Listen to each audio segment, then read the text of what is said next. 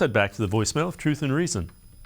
Yes, this is Mustafa, 50-year Brown fan. And I'd like to see some changes next year, starting at the top with Kevin Stefanski. For one, I would like to see him do more with the entire team, not just bury his face in the playbook for the offense. There's a defense, there's a special teams. You should be able to communicate with your OC and your DC, your special teams. You should be communicating with all of these things. And, I hate to see Joe Woods go out like that. I think he is a good coach, but some of that falls on Stefanski. Did he even know what was going on with some of the defensive things? So he's got to spread himself more around the team. It's like he wasn't in tune with the defense. He wasn't in tune with special teams. He's just worried about the offense. I just want to know you guys' opinion about that. Thanks. Keep doing what you're doing. Go Browns.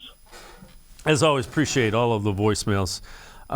Fred, I can't imagine that he wasn't involved somewhat. Just because he's looking at a play sheet doesn't mean that he's not involved with the other coordinators. A lot of those guys are on the headsets with him, so there is communication. It's a little bit more advanced than it was back in the day, if you will.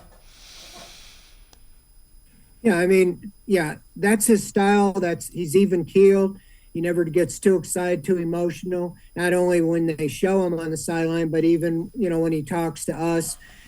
He is what he is. And that's why I think, at least on defense, is good, because I think he can be maybe the bad cop that maybe Joe Woods wasn't, because he has a similar temperament style that Kevin Stefanski does. I do think Kevin Stefanski knows everything that's going on. But one of the things, that bothered me was, the Lane Kiffin comments when he's talking about Jadeveon Clowney in the 7th game of the year is opting out, that he only wants to play on 3rd down. I don't think the organization's very happy, that all came out.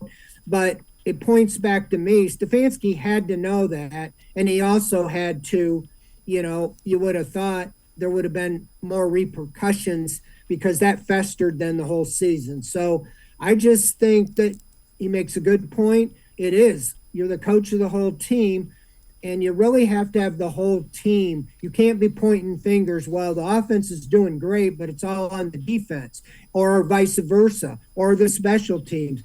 You're 53 guys. You got to bring them all together, and that's your job as a head coach. Is to create a team. And I think that was the biggest thing missing with this group, because they have good personnel, and it took a different type of leadership on the offense than it does on the defense this year. And I think he learned from that. I think by this hire of Schwartz, I think maybe he's seeing some of the weak points he has, and that this will help on the overall team. But I agree, they need to come together as a team and play all together, not as an offense, not as a defense, but as one team.